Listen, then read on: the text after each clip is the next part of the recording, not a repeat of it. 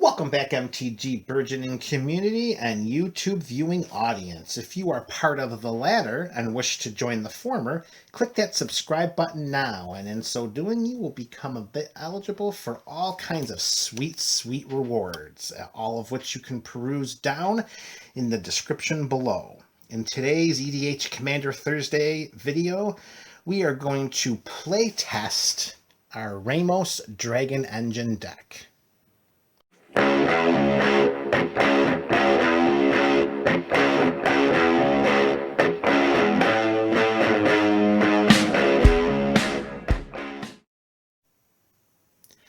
Hello and welcome back, MTG Burgeoning fans, and in today's Commander Thursday video we are going to play test our Ramos Dragon Engine Commander deck.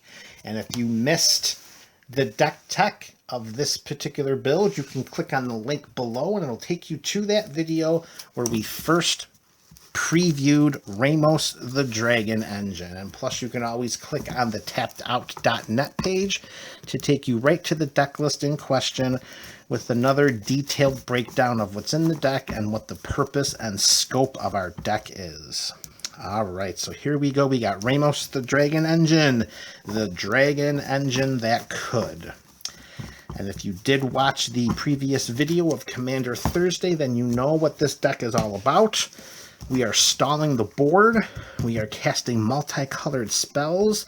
We are going to get Omniscience eventually. We are going to protect it. And then we are going to win the game by using it and casting spell after spell after spell. As is customary here with our play testing decks, we're looking to threaten the game by turn 6, turn 7. And that's what we're going to do. So let's begin, folks. Here we go. 1, 2, 3, 4, 5, 6, 7. Let's see what kind of draw we can get here. Alright, we got an Animist's Awakening. Alright, Azorius Charm is a pretty decent start. Mystical Tutor is nice. I'd like to see some lands coming up here. Oh, Golos. Alright, there's a Triumph for us. Burgeoning. That's not really helping us out much right now. And a Reliquary Tower. Alright, let's see. We don't have any green. You know what? Let's shuffle this up. This is not a very good way to start. Let's do some off-camera shuffling here for a moment. Alright, after a nice bout of off-camera shuffling, I'm pretty confident that our free mulligan will yield us a much better opening hand. So we'll just pass it by a couple times here to keep everything on the up and up to make sure that it looks legitimate, because it is. Okay, here we go. Cut, cut, cut. Straighten it up. Alright, 1, 2, 3, 4, 5, 6, and card number 7, a Soul Ring. Alright, there's Burgeoning again, and a nice Foily Swamp, and an Exotic Orchard. What a much better draw this turned out to be. Give us one more land, give us one more land, come on. Oh, and a Scalding Tarn, very, very nice. So, my thought is, we turn 1, play Scalding Tarn, fetching us a shock land that we pay 2 life to come into play untapped that has green in it to cast Burgeoning. And that way we can put a couple more lands in our from our hand into play and really get ahead of our opponents. So let's do that. We keep. We move to turn number 1. We draw. Oh my goodness, an Arcane Signet. Boy, this is going to be a good game. So let's play our Scalding Tarn. We'll pay 1 life, we'll tap, we'll sacrifice it. We'll search for one of our fetch lands with green. I'll do that off camera to save time. Alright, so we'll get our Stomping Ground, we'll put that into play, we'll pay our 2 life, we will tap that, and we will cast a turn 1 Burgeoning. What a great way to start off. You got MTG Burgeoning playing its namesake card. That's right, baby, that's how we're going to roll. Alright, so we got our deck here. We'll just give it one quick one of these.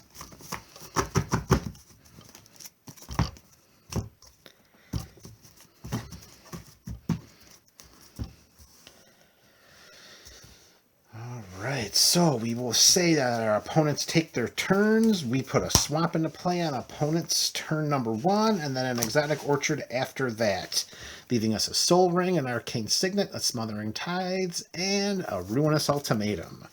So we untap, and I say we hope to draw a land. That would be nice. Look at that. Turn 2, we draw a Mortify. All right, we'll hold on to that. No problem there.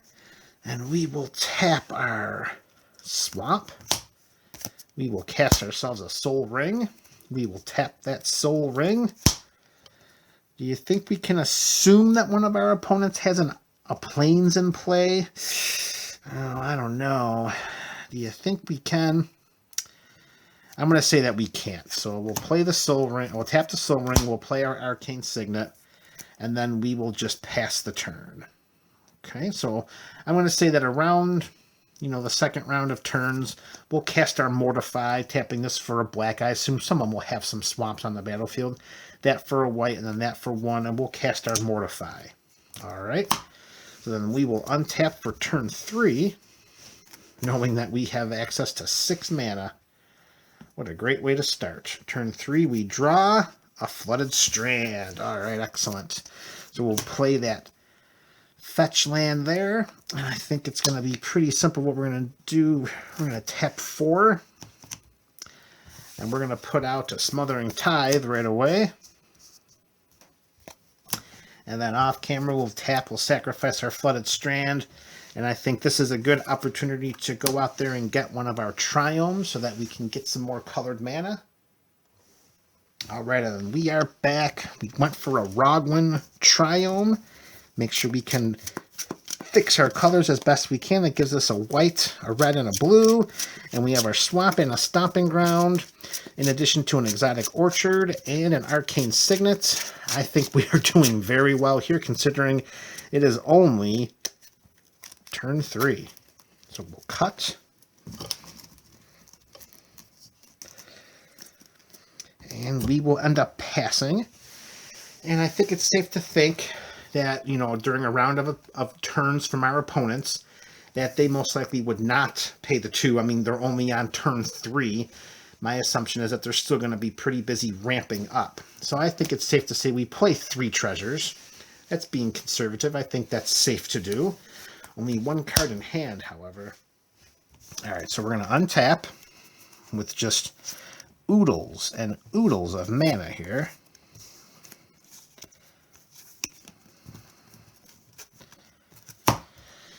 Let's draw something good. We are on turn 4, and we draw a Temple Garden. Well, we're putting that into play tapped. Oh, wait, should we put that into play tapped? Let's see. 2, 3, 4, 5, 6, 7 for 10. It's still pretty early to cast a Ruinous Ultimatum. Even, I don't know. Why don't we put Ramos out there to see what happens?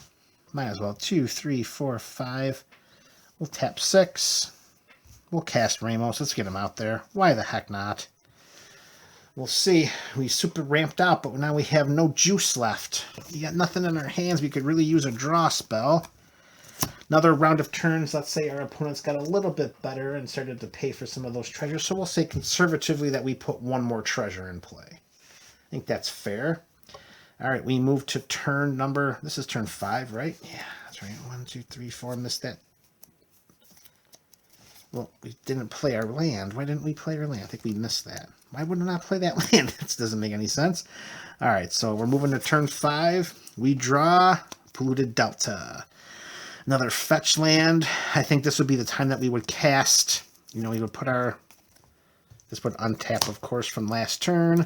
Put our Polluted Delta. We're definitely mana flooded here. This is the time that we would cast Ruinous Ultimatum. But we got no cards in our hand. So... We ramped out big time at the beginning, but then we kind of just puttered out. So I'm not sure how that game would have gone. Let's shuffle it up and do it again. All right, so we went from a turn 1 mulligan. That didn't get us... What, we have 2 lands in our opening hand for the first play test. So we mulligan into a fiercely strong opening draw that just petered out after we played out everything in our hand. And Even by casting the Ruinous Ultimatum on that first playtest, that would have destroyed all of our opponent's non-land permanents.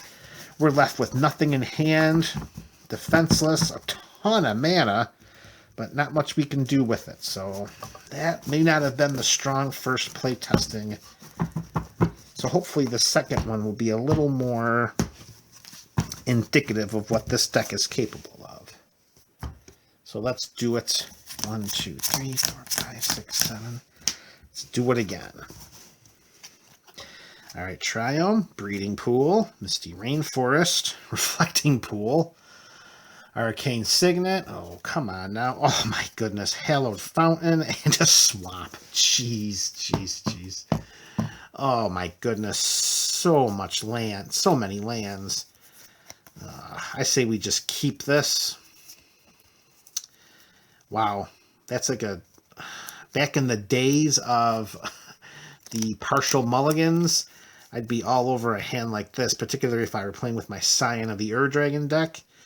All right, let's keep and let's see. Odds are in our favor that we'll draw some spells. All right, let's see. Turn 1, we draw... Oh, not what we wanted. Turn 1, land.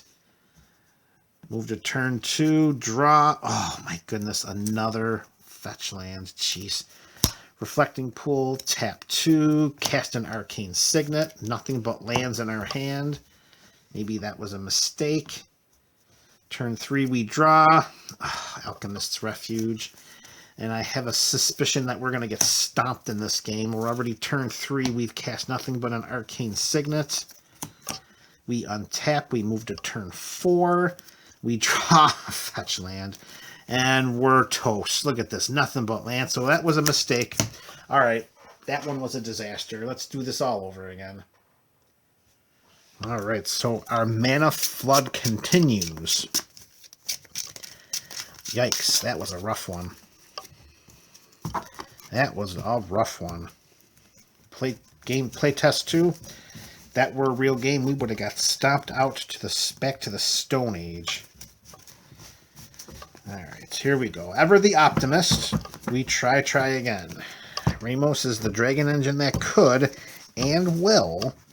It's only a matter of time. Here we go. 1, 2, 3, 4, 5, 6, 7. Let's stay optimistic. We got this. We got it. Right, here we go. Merciless Eviction. All right, Fellwire Stone. At least we're seeing some different cards here. Temple. Marsh Flats. Vampiric Tutor. And Command Tower. All right, we could work with that. Absolutely. All right. Turn 1. We draw Aria Flame. All right, so we'll turn 1. Command Tower. No problem with that.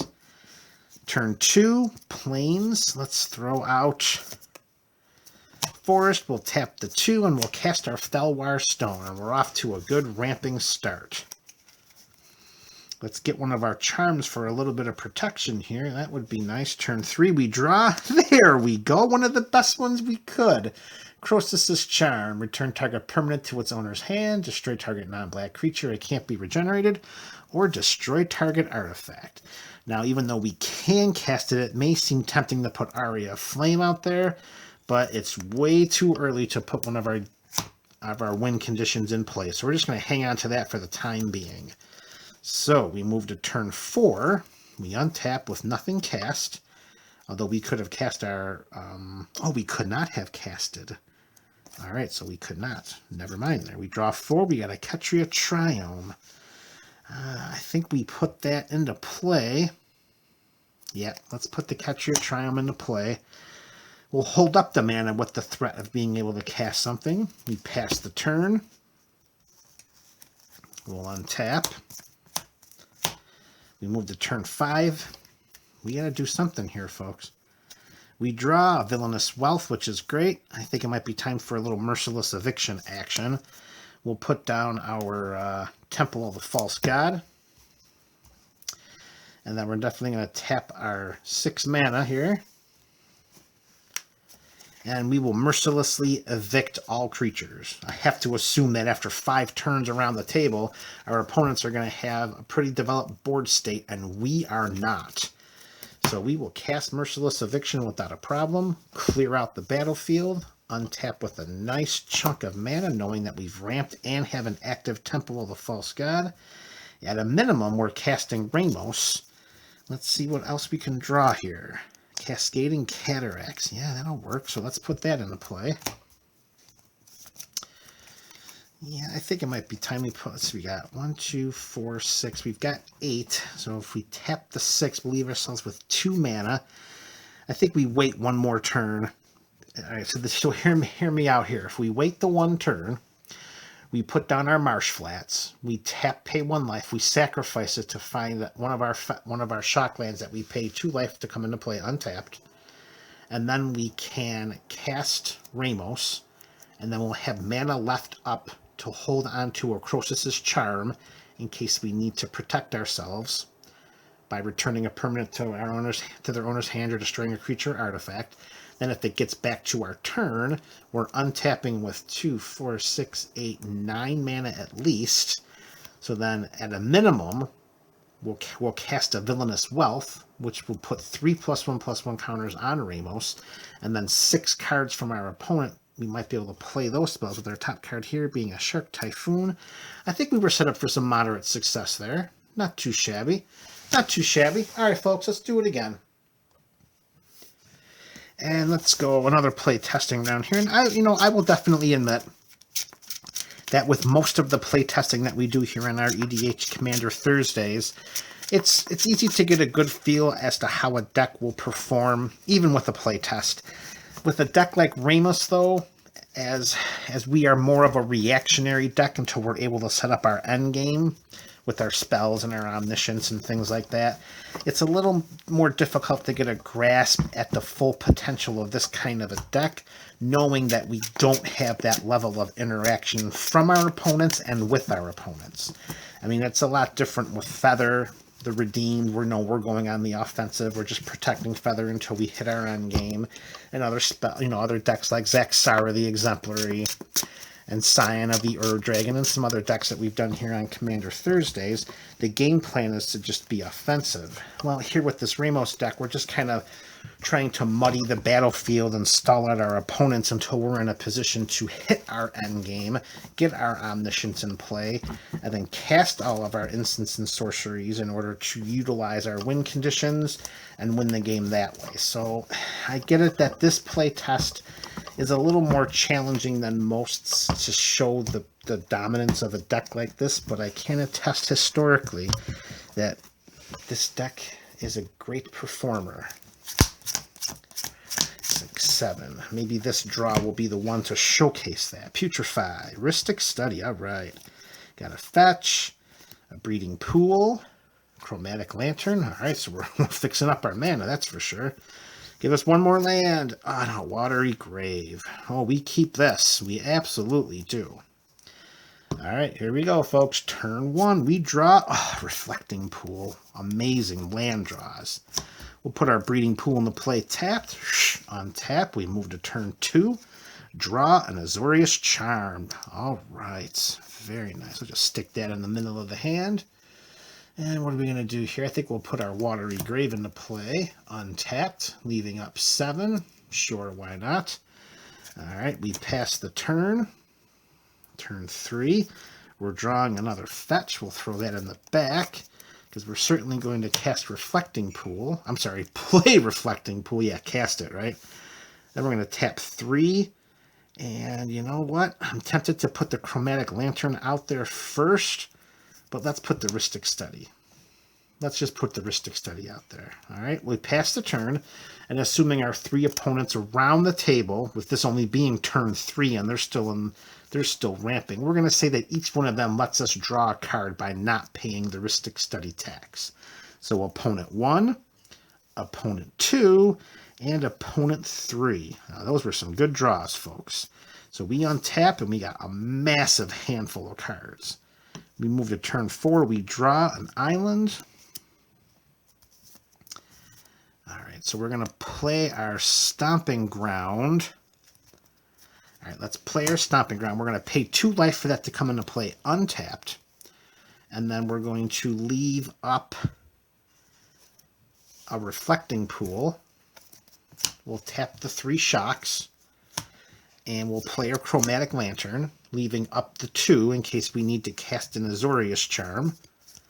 And at 2, 4, 6, 8, we need to ditch a card. We'll ditch a Marsh Flats.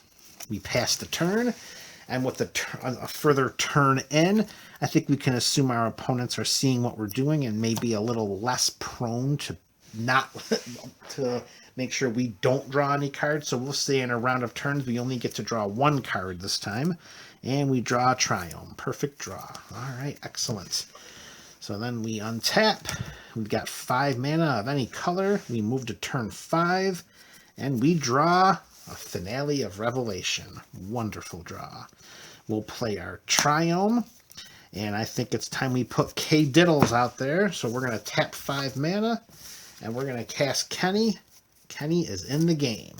He will be removal bait. I can't imagine that we untap with him in play. But that's okay, because one of our opponents will remove Kenny. We're just going to assume that he goes, and we're going to assume that that removal spell will net us a card drawn. Aetherflux Reservoir. Perfect. And we'll also assume during this next round of turns that the Rhystic Study draws us 1 more card. We do, and we get another Forest. So we're going to move to turn 6. We're going to untap. We got 6 of any color. Any colors, I should say. Fistful of Hands, and then we draw a Mind Spring. That is just great. We are really set up here, folks.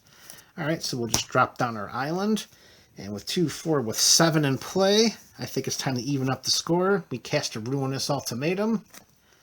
Shaboom boom, we blow up everything but lands, and we're holding 8 cards.